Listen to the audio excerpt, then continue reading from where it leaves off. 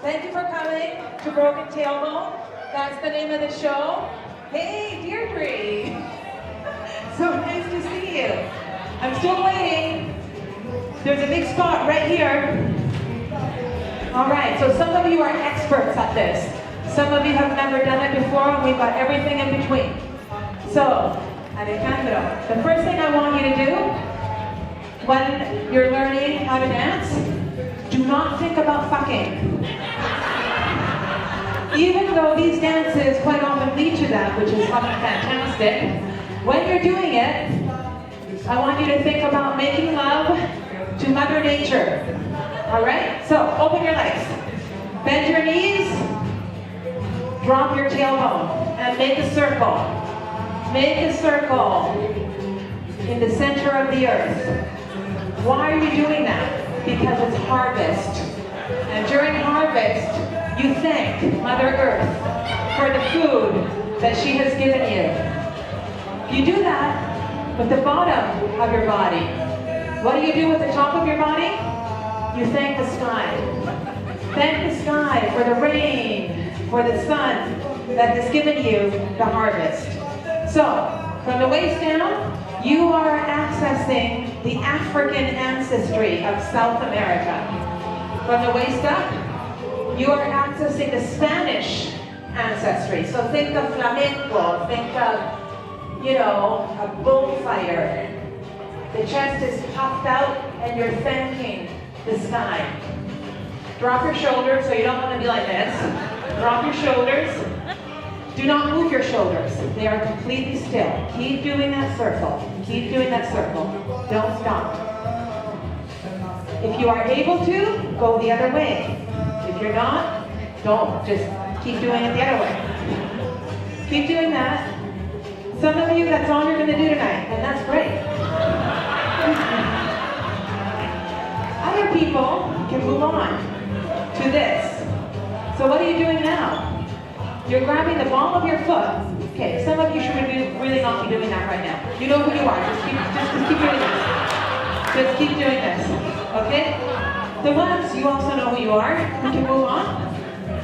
You grab the ball of your foot and you press down. Press down. Why are you doing that? Because you're making a hole in the earth in order to drop the seed. You're dropping the seed for the harvest later. Keep doing that.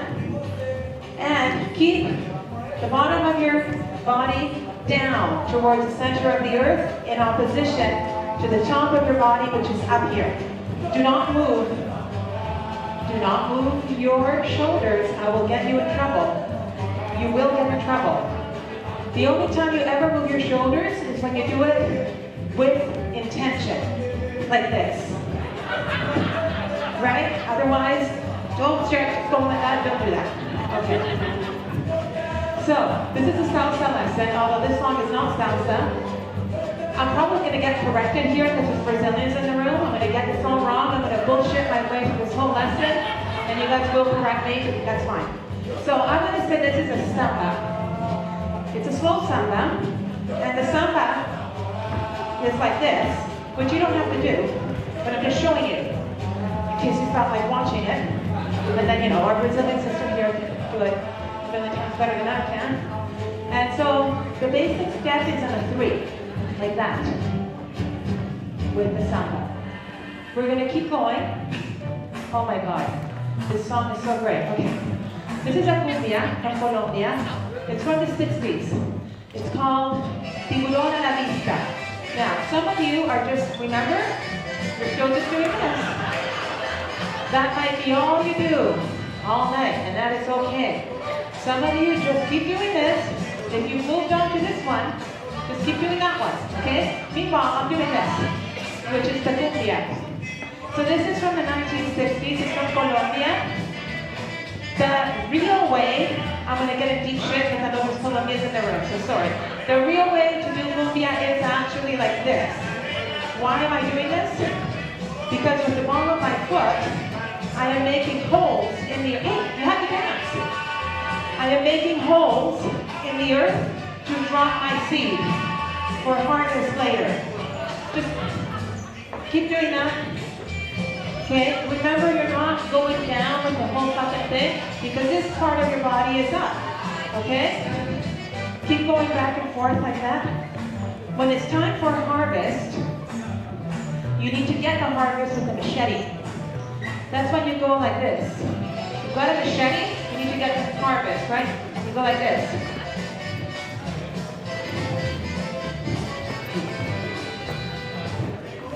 Daniel is trying, he's great. That's my DJ.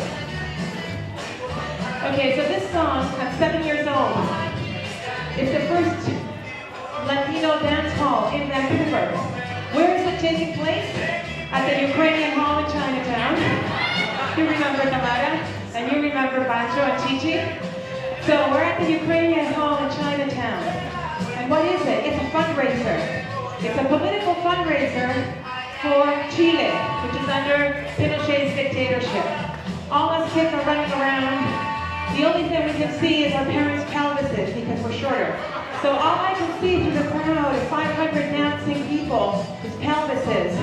And I know who's having an affair with who, just from what their pelvises are doing. Because as you know, Latin Americans come in every shade, from ebony all the way to like blonde hair and blue eyes and everything in between. So that's what you've got at the dance halls now. You also have gangsters at the dance hall, so they can be dangerous. And so it is not uncommon for a person who might have been a death squad member in El Salvador to be dancing with somebody who was in the FMLN in El Salvador. That is not uncommon at all, and in fact it happens quite often. The mix that you get now in the dance halls would never happen anywhere in Latin America. That's why Canadian Latino dance halls are very special and unique because of the mix of social classes, races, political affiliations. In Vancouver, for example, there are thousands of super filthy rich Mexican international students who come to Canada to learn English. They go to the dance halls and they will dance with somebody who's also Mexican, who's a peasant from Oaxaca, who walked to Vancouver and is undocumented in Vancouver. In Mexico, those two people, you would not find them at the same dance hall. So that's what makes the Canadian ones so special. At the Canadian ones, you've also got what we call the cruise ship dancers. The cruise ship dancers are ballroom dancers. They think they're fucking hot shit. They think they know better than everybody. They come all dressed up in their ballroom gear and then make stupid sounds when they dance with you. Like they'll go, and they take up all the dance floor, and they actually will tell Latinos, most of them are not Latinos, that we don't know how to dance. I'm sorry to say this, but Cubans do the same thing. The Cubans walk in, and they're like, oh, you think that's dancing, motherfucker? No. And then they'll do their moves, right? Like they'll go like, they have a rope. That's one of their moves. Okay. I have a lot of stories about boys that I've met at the dance halls, and they're great boys. But one was a man.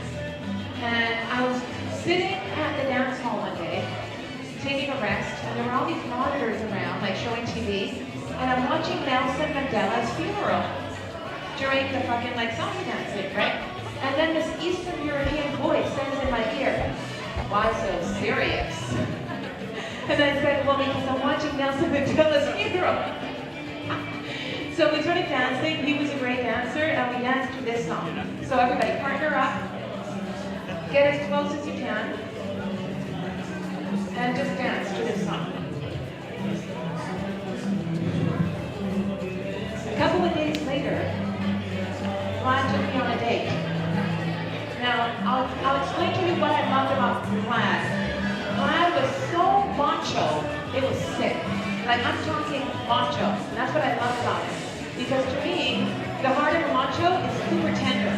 Super, super, super tender-hearted.